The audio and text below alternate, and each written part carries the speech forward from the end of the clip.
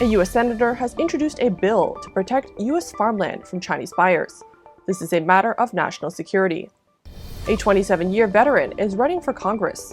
The Chinese Communist Party has blatantly tried to interfere with him by telling American Chinese to refuse to vote for him. As China's next election approaches, the government has been cracking down on religious groups. Multiple Christians in different areas of China have been arrested. In Australia, 17 countries are participating in the largest air combat exercise in the Asia-Pacific region. Finally, the leaders of the US, China, and Russia may attend the G20 summit in Bali this year.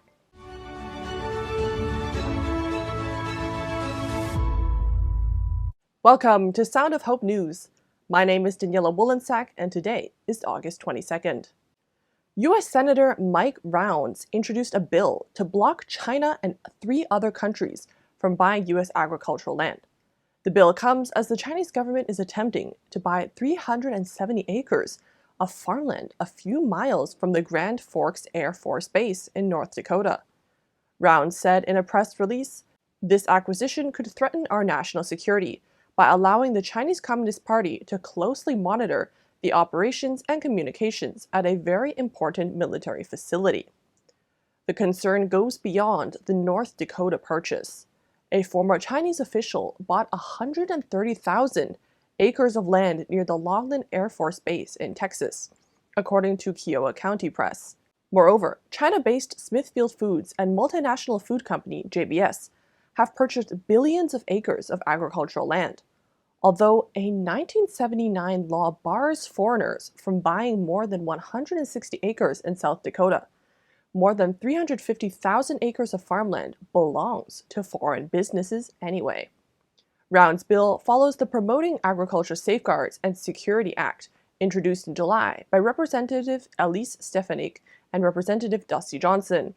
The bill includes prohibiting China, Russia, Iran, and North Korea from investing in agricultural land, as well as requiring the Secretary of Agriculture to report on the risk of foreign takeovers and investments in agricultural companies, or land use for agricultural purposes.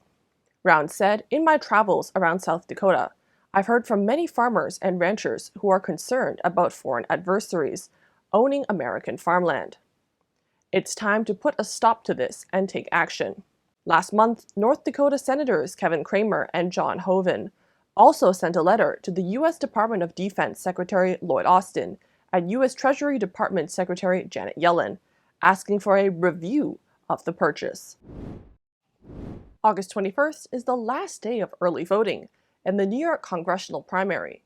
Yan Xiong is a Chinese-American candidate for New York's 10th Congressional District. He is a former leader of the 1989 movement in China, a U.S. military leader for 27 years, and a Protestant chaplain. He said in an interview that on the 19th, he added "End the CCP," Chinese Communist Party, to his campaign platform, and that he stood in solidarity with the 400 million warriors worldwide who have quit the Chinese Communist Party, League, and team. Yan Xiong said that New York is the place where the CCP has infiltrated and damaged the most, and the situation is alarming.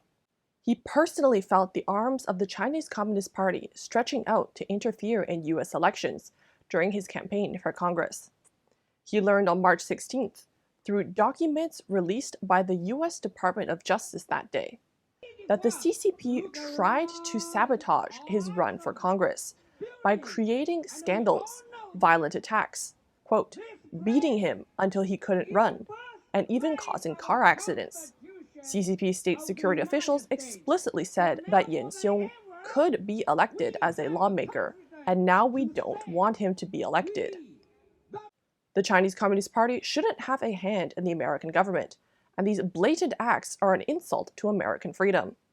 On March 17th and 18th, the Chinese consulate in New York notified pro-communist overseas Chinese leaders through their agents to boycott Yan Xiong's events, avoid giving him donations, and refuse to vote for him.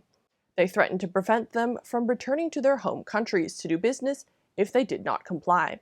Yan Xiong's supporters say that the U.S. is currently leaning left. They say his 27 years of military and ministerial experience gives him a common sense that'll keep him on the right path, and that he treats people with good breeding, which is very rare. Yan Xiong urged his Chinese friends to cast their sacred votes soberly. The primary election day for New York congresspeople is August 23rd. The Beijing government has escalated its crackdown on Chinese civil religious organizations. It's because the 20th National Congress of the Communist Party of China is approaching, and this is when China will vote for its next leader. They don't want any dissidents. Recently, there have been reports of Christians being arrested on various charges in many parts of China. These incidents raise great concerns from the outside world. According to various media reports, Christians have been arrested in Jilin, Sichuan, Yunnan, Shanxi, and other provinces. The Human Rights Network reported on August 21st that the Christian service of the Sunshine Reformed Church in Changchun, Jilin Province, was raided by many CCP police. The gathering was dispersed by force, and Pastor Zhang Yong, church elder Qu Hongliang, and church member Zhang Liangliang were taken by the police. In Sichuan Province, the Guilin Public Security Bureau recently announced that 3 local Christian church members were sentenced to criminal detention. One of the arrested is named Lin Xuesui. The charge was organizing and financing illegal gatherings. The American non-government religious rights organization China Aid Association reported another similar incident. The report said that the local Public Security Bureau in Fugong County, Yunnan Province, detained 3 Christians on the same charge of organizing and financing illegal gatherings. Police listed Wang Shunping as one of the arrested, but did not mention the whereabouts of the other 2 female churchgoers. Sources said that all Wang Shunping did was to serve in his hometown church and teach music for free after graduating from the Yunnan Theological Seminary in 2014. On August 20th, the Chinese civil rights organization Minsheng Watch published another incident in Xi'an City, Shanxi Province. Many Christian churchgoers of the Fullness Church have been receiving interview notices and visits from the local police stations since July. Moreover, the homes of some of these churchgoers were even searched multiple times. Last week, all core staff members of the Fullness Church were taken away by the police and are still detained. The largest air combat exercise in the Asia-Pacific region is being held in Australia. 7 countries are participating, including the United States, Britain, and Australia. Experts said that the US military has just deployed B-2 bombers to Australia. These, coupled with regular cross-border cooperation exercises, can deter the Chinese Communist Party from starting a rash war.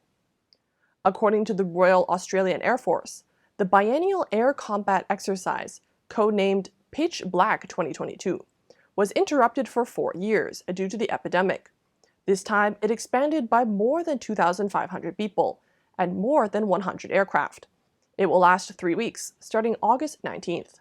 Germany, Japan, and South Korea are participating for the first time. Since World War II, this is also the first time the Luftwaffe has traveled to the Indo-Pacific region. A former deputy commander of the Taiwan Air Force and a professor at the School of Political Warfare at the National Defense University, Zhang Yan, told the Epoch Times on August 19th that this exercise was another Air Force buildup after the Pacific Rim military exercise. He believes that regarding geostrategic layout, the U.S. Indo-Pacific strategy intends to contain China. From the perspective of the Eastern Pacific Ocean, Japan and the U.S.-Japan alliance is in the north. Taiwan, the U.S. Aircraft Carrier Strike Group, and Guam are in the middle, and Australia is in the south. The 3 vaguely form a trident facing China. Chinese President Xi Jinping and Russian President Vladimir Putin will attend the G20 summit in Bali, Indonesia, mid-November this year. It's expected that Biden will also be at the summit. Putin's opponent, Ukrainian President Volodymyr Zelensky, was also invited to attend the summit. The situation in the Taiwan Strait is deteriorating, and the war between Russia and Ukraine is still in a stalemate. If the heads of state of the United States, China, and Russia attend the G20 summit together, its impact on the world will attract attention. The Kremlin said in a statement that Putin and Indonesian President Joko Widodo discussed preparations for the G20 summit in Bali in a phone call on August 18th. It didn't mention whether Putin would attend, but Widodo told Bloomberg, "President Putin told me he would come." Xi Jinping is expected to travel to Bangkok after the G20 summit to attend the Asia-Pacific Economic Cooperation Summit. Biden and Xi may meet between the two summits. According to sources, the US House Speaker's visit to Taiwan has spurred Xi Jinping to travel abroad. He worries that rising tensions with the US and China over Taiwan could lead to an accidental mishap. In the 3 years since the epidemic outbreak, Xi Jinping has never left China. Only on July 1st this year did he attend the 25th anniversary of Hong Kong's return to mainland China. Thank you so much for listening. If you like what you saw, please remember to like, comment, and subscribe. See you tomorrow.